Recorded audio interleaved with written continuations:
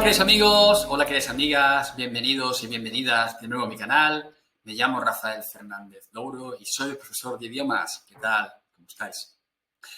En este vídeo os traigo la lectura del relato titulado Un hombre de ideas, A Man of Ideas, que el escritor Sherwood Anderson escribiera en 1918. Al igual que ocurre en otras especies del mundo animal, el ser humano ha vivido agrupado en comunidades que a lo largo de su historia han ido creciendo hasta nuestras actuales naciones. En estas comunidades siempre ha habido un miembro que por sus cualidades, habilidades o conocimientos ha sobresalido sobre los demás, convirtiéndose en su líder. Cazadores, guerreros, reyes, religiosos, pensadores, dictadores, científicos, economistas, políticos, deportistas. En nuestros días ha surgido una nueva versión de los líderes del pasado, los llamados influencers, que a través de las redes sociales nos intentan convencer de qué hacer, cómo actuar, qué comer, qué comprar o cómo ser, alzándose algunos como dioses con millones de seguidores. Espero que os guste. ¡Vamos allá! Un hombre de ideas, un relato de Sherwood Anderson. Vivía con su madre, una mujer gris y silenciosa, de tez particularmente cenicienta. La casa en la que vivían estaba en un bosquecillo, pasado el lugar donde la calle mayor de Winesburg atraviesa el arroyo Wine. Se llamaba Joe Welling, y su padre, abogado y miembro de la legislatura del estado de Columbus, había disfrutado de cierta reputación entre la comunidad. Joe era de poca estatura, y por su carácter no se parecía a nadie del pueblo. Era como un minúsculo volcán que pasara días callado y de pronto escupiera fuego. No es eso. Se parecía más bien a uno de esos hombres que sufren ataques e inspiran temor a sus semejantes porque en cualquier momento pueden sufrir un acceso que los deje sumidos en un estado físico extraño e inquietante, con los ojos en blanco y los brazos y las piernas convulsas. La única diferencia es que los ataques que sufría Joe Welling eran mentales y no físicos. La acometían las ideas y cuando la angustiaba una de ellas se volvía incontrolable. De su boca manaba un chorro de palabras. Sus labios esbozaban una sonrisa peculiar. Los bordes de sus dientes, que estaban forrados de oro, brillaban a la luz. Se abalanzaba sobre quienquiera que tuviese al lado y empezaba a hablar. La persona en cuestión no tenía escapatoria. El hombre le echaba exaltado el aliento a la cara, lo miraba a los ojos, le golpeaba el pecho con un tembloroso dedo índice, le pedía y exigía atención. En esos días, la Standard Oil Company no llevaba la gasolina a los consumidores en grandes tanques y camiones como hace ahora, sino que vendía al por menor a las verdulerías, ferreterías y otros negocios por el estilo. Joe era el agente de la Standard Oil en Winesburg y en otros pueblos a lo largo de la línea del ferrocarril. Cobraba facturas, hacía pedidos y se encargaba de otras cosas. Su padre, el legislador, le había conseguido aquel empleo. Joe Welling entraba y salía de las tiendas de Winesburg silencioso, exageradamente educado, absorto en su negocio. La gente lo observaba entre divertida y asustada. Sabían que podía estallar en cualquier momento y se preparaban para huir. Aunque sus ataques fuesen bastante inofensivos, nadie se los tomaba a broma. Eran agotadores. A lomos de una idea, Joe era invencible. Su personalidad adquiría proporciones gigantescas. Embestía contra su interlocutor y lo arrollaba. De hecho, arrollaba a cualquiera que estuviese al alcance de su voz. En la farmacia de Sylvester West había 4 hombres hablando de caballos. Tony Tip, el semental de Wensley Moya, iba a correr en junio en Tiflin, Ohio, y circulaba el rumor de que sería la competición más dura de su carrera. Se decía que Pop Gears, el gran jockey, estaría allí. Las dudas sobre el éxito de Tony Tip se cernían sobre Winesburg. Joe Welling entró en la farmacia, empujando la puerta con violencia. Con un extraño brillo en la mirada, se abalanzó sobre Ed Thomas, que conocía a Pop Gears, y cuya opinión sobre las posibilidades de Tony Tip valía la pena tener en cuenta. «¡El arroyo va crecido!», exclamó Joe Welling, como si fuese Filípides anunciando la noticia de la victoria de los griegos en maratón, y golpeó con el dedo en el tatuaje que Ed Thomas tenía en el pecho. «En el puente de Trunión, el nivel del agua ha subido 30 centímetros», prosiguió. Las palabras brotaban rápidas y producían un leve sonido sibilante al rozar con los dientes. Una expresión de disgusto y desesperación se pintó en los rostros de los cuatro. «Mis datos son correctos, podéis fiaros. Pasé por la ferretería de Siding y le pedí prestado 1 metro. Luego volví a medirlo. Apenas creía lo que veía. Ya sabéis que hace 10 días que no llueve. Al principio no supe qué pensar. Mi cabeza era un auténtico torbellino. Pensé en las aguas y los manantiales subterráneos. Mi imaginación se puso a excavar y a excavar bajo tierra. Luego me senté en el petil del puente y me rasqué la cabeza. No había ni una nube en el cielo, ni una. Salid a la calle y lo veréis. No había ni una nube. Y ahora tampoco la hay. Aunque sí, había una nube. No quiero callarme nada. Había una nube al oeste muy baja en el horizonte. Una nube más pequeña que una mano. No estoy diciendo que tenga nada que ver. Ahí lo tenéis. Ya imaginaréis lo extrañado que estaba. Luego se me ocurrió una idea y me eché a reír. Y seguro que a vosotros también os da la risa. Por supuesto, ha llovido en el condado de Medina. Interesante, ¿verdad? Aunque no tuviéramos trenes, ni correo, ni telégrafo, sabríamos que ha llovido en el condado de Medina. Ahí nace el arroyo Wine. Todo el mundo lo sabe. El viejo arroyo Wine nos traería la noticia. No me digáis que no es interesante. Resulta curioso. Pensé que os interesaría saberlo. Joe se volvió y se dirigió hacia la puerta. Sacó un cuaderno del bolsillo, se detuvo y recorrió las páginas con el dedo.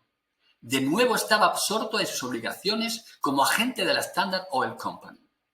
En la verdulería de Hen deben de estar quedándose sin combustible. Será mejor que vaya a verlos, murmuró y se marchó a toda prisa, calle abajo, saludando educadamente con la cabeza a todos los que se encontraba a izquierda y a derecha. Cuando George Willard empezó a trabajar en el Wineswood Eagle, se vio asediado por Joe Welling. Joe le tenía envidia al chico. Creía estar destinado por naturaleza a ser reportero en un periódico. Yo debería estar haciendo ese trabajo, no cabe la menor duda, afirmaba abordando a George Willard en la acera delante de la tienda de ultramarinos de Doherty. Los ojos empezaban a brillarle y el dedo le temblaba. Claro que gano mucho más dinero en la Standard Oil Company, y lo digo solo por decir, añadía. No tengo nada contra ti, pero debería estar ocupando tu puesto. Podría hacer ese trabajo en mis ratos libres. Iría de aquí para allá y descubriría cosas de las que tú no llegarás a enterarte nunca. Cada vez más excitado, Joe Welling acorralaba al joven periodista contra la pared de la tienda de alimentación. Parecía abstraído en sus pensamientos. Ponía los ojos en blanco y se pasaba la mano nerviosa y delgada por el pelo. En su rostro aparecía una sonrisa y sus dientes de oro brillaban. «Saca tu cuaderno de notas», ordenaba. «Llevarás un bloque en el bolsillo, ¿no?» Ya sabía yo. «Bueno, apunta esto. Se me ocurrió el otro día. Fíjate en cómo envejecen las cosas. Pues bien, ¿qué es el envejecimiento? Es fuego. Quema la madera igual que otras cosas. ¿No se te había ocurrido?» Pues claro que no. Esta acera y esta tienda de alimentación, los árboles de la calle, todo está ardiendo. El envejecimiento no cesa jamás. No hay quien lo pare, ni con agua ni con manos de pintura. Y las cosas de hierro se oxidan. Y eso también es fuego. El mundo está en llamas. Empieza así tus artículos del periódico. El mundo está en llamas. De esa manera conseguirás que la gente se fije en ti. Dirán que eres un tipo inteligente. No me importa, no te envidio. La idea se me ha ocurrido sin más. No me negarás que en un periódico yo daría la campanada. De repente se daba media vuelta y se alejaba. Tras dar unos cuantos pasos se detenía y miraba hacia atrás. Pienso vigilarte de cerca, decía. Te convertiré en un auténtico periodista. Debería fundar yo mismo un periódico. Eso es, sería una maravilla. Todo el mundo lo sabe. Cuando George Willard llevaba un año en el Winesburg Eagle, a Joe Welling le ocurrieron 4 cosas. Su madre murió y él se instaló en el New Willard House, se echó novia y se puso al frente del club de béisbol de Winesburg. Joe se hizo cargo del club de béisbol porque quería ser entrenador y de ese modo empezó a ganarse el respeto de sus conciudadanos. Ese hombre es una maravilla, declaraban después de que el equipo de Joe vapuleara al del condado de Medina. Ha conseguido que todos trabajen en equipo. Fijaos en él. En el campo de béisbol, Joe Welling se quedaba junto a la primera base, temblando de excitación. Muy a su pesar, los jugadores lo veían de cerca. El lanzador del equipo rival se ponía nervioso. ¡Vamos, vamos, vamos!, gritaba el hombre muy exaltado. ¡Fijaos en mí! ¡Fijaos en mí! ¡No perdáis de vista mis dedos! ¡Fijaos en mis manos, en mis pies, en mis ojos! ¡Jugamos todos a una! ¡Fijaos en mí! Así veréis todos los movimientos del juego. ¡Jugad conmigo! ¡Fijaos, fijaos en mí! Con los corredores del equipo de Winesburg en las bases, Joe Welling se convertía en una especie de iluminado. Antes de que supieran lo que sucedía, los corredores estaban observando al hombre, corriendo a las bases, avanzando y retrocediendo, como tirados por un hilo invisible. Los jugadores del equipo contrario también miraban a Joe. Se quedaban fascinados. Por un momento lo observaban y luego, como para romper el hechizo que pendía sobre ellos, lanzaban la pelota sin ton ni son, y los corredores del equipo de Winesburg, animados por los gritos salvajes de su entrenador, iban anotando puntos. El noviazgo de Joe Welling puso a todo Winesburg en vilo. Cuando empezó, la gente murmuraba y movía la cabeza. Cuando alguien trataba de burlarse, la burla sonaba forzada y poco natural. Joe se enamoró de Sarah King, una joven esbelta de aspecto triste que vivía con su padre y su hermano en una casa de ladrillo que había enfrente de la verja del cementerio de Winesburg. Ninguno de los King, Edward el padre y Tom el hijo, eran muy populares en Winesburg. Se los tenía por gente altiva y peligrosa. Habían llegado al pueblo desde algún sitio del sur y explotaban un molino de sidra en Tronion Pike. Se decía que Tom King había matado a un hombre antes de instalarse en Winesburg. Tenía 27 años y se paseaba por el pueblo montado en un pony gris. También tenía largos bigotes amarillentos que le colgaban sobre los dientes y siempre empuñaba un pesado bastón de aspecto amenazador. Una vez mató a un perro con él. El perro pertenecía a Win Posey, el zapatero, y estaba en la acera meneando la cola. Tom King lo mató de un golpe. Lo arrestaron y tuvo que pagar una multa de $10. El viejo Edward King era corto de estatura y cuando se cruzaba con la gente por la calle, soltaba una risita extraña y aviesa. Siempre que se reía, se rascaba el codo izquierdo con la mano derecha. Tenía la manga desgastada por aquella costumbre. Mientras iba por la calle riéndose y mirando nervioso en torno suyo, parecía más peligroso que su taciturno y ceñudo hijo. Cuando Sarah King empezó a pasear por la noche con Joe Welling, la gente movió la cabeza asustada. Era alta y pálida y tenía bolsas oscuras debajo de los ojos. La pareja tenía un aspecto ridículo. Paseaban bajo los árboles y Joe hablaba. La gente repetía en las tiendas sus ansiosas y apasionadas protestas de amor, oídas en la oscuridad junto a la tapia del cementerio o entre las negras sombras de los árboles de la cuesta que llevaba de los depósitos de agua a los terrenos de la feria. En el bar del New Willard House, los hombres charlaban y se burlaban del noviazgo de Joe.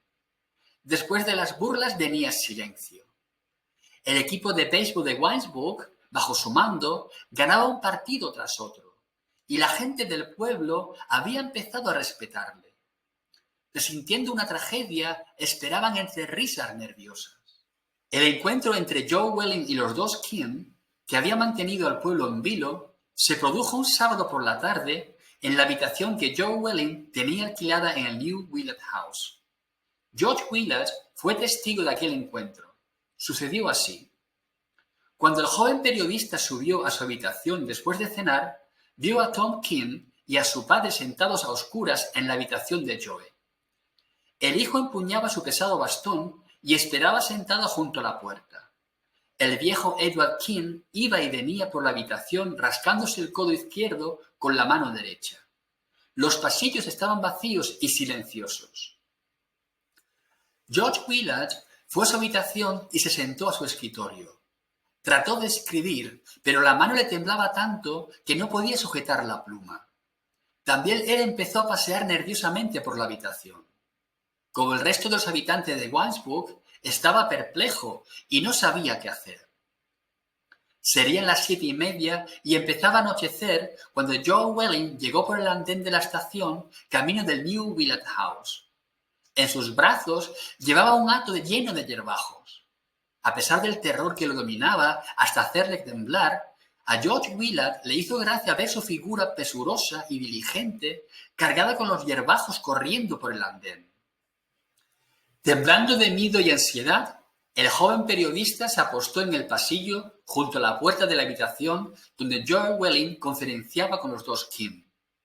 Se había oído un juramento, la risita nerviosa de Edward King y luego el silencio. De pronto se oyó alta y clara la voz de Joe Welling. George Willard se echó a reír. Acababa de comprenderlo.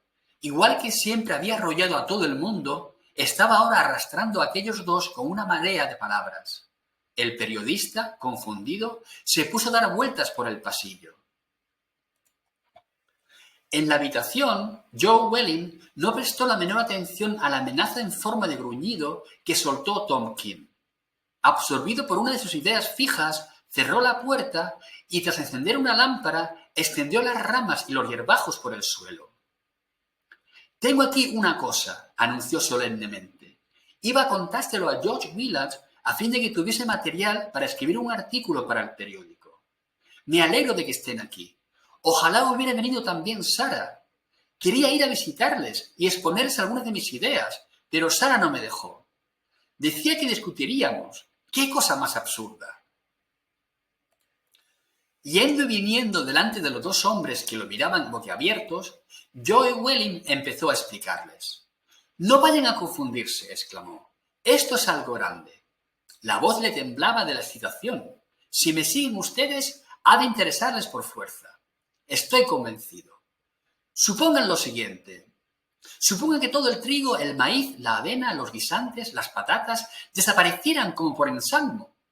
Aquí y ahora en este condado. Supongamos que hubiese una tapia a nuestro alrededor y que nadie pudiera saltarla.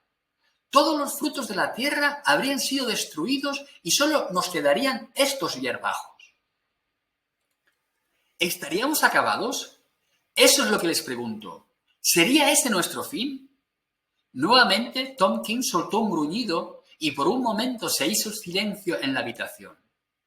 Luego, Joe volvió a consagrarse a la exposición de su idea.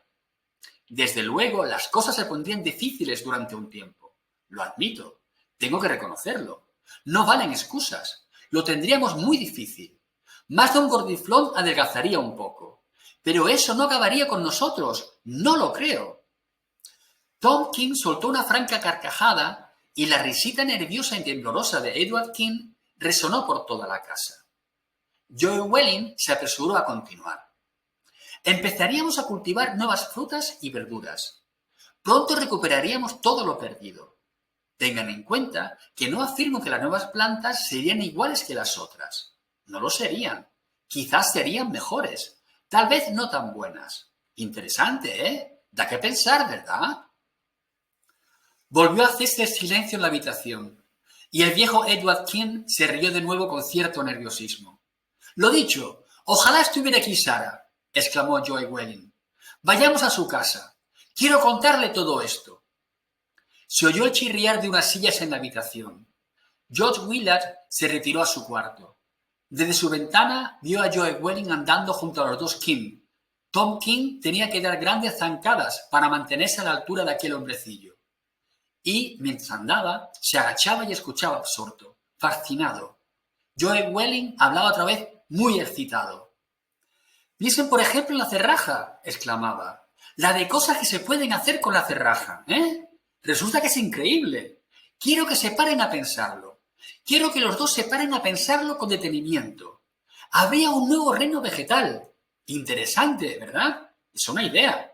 Esperen a que veamos a Sara. Ella lo entenderá. Seguro que le interesa. A Sara le interesan mucho las ideas. No es fácil dárselas con queso, ¿eh? Pues claro que no. Ustedes lo saben de sobra». Bueno, esta fue la curiosa historia de este curioso personaje, Joe Welling. Espero que os haya gustado. La podéis leer a través de los enlaces que encontráis debajo del vídeo. Bueno, esto ha sido todo. Hasta el próximo vídeo. Cuidado mucho y cuidado con los influencers. ¡Chao! ¡Adiós!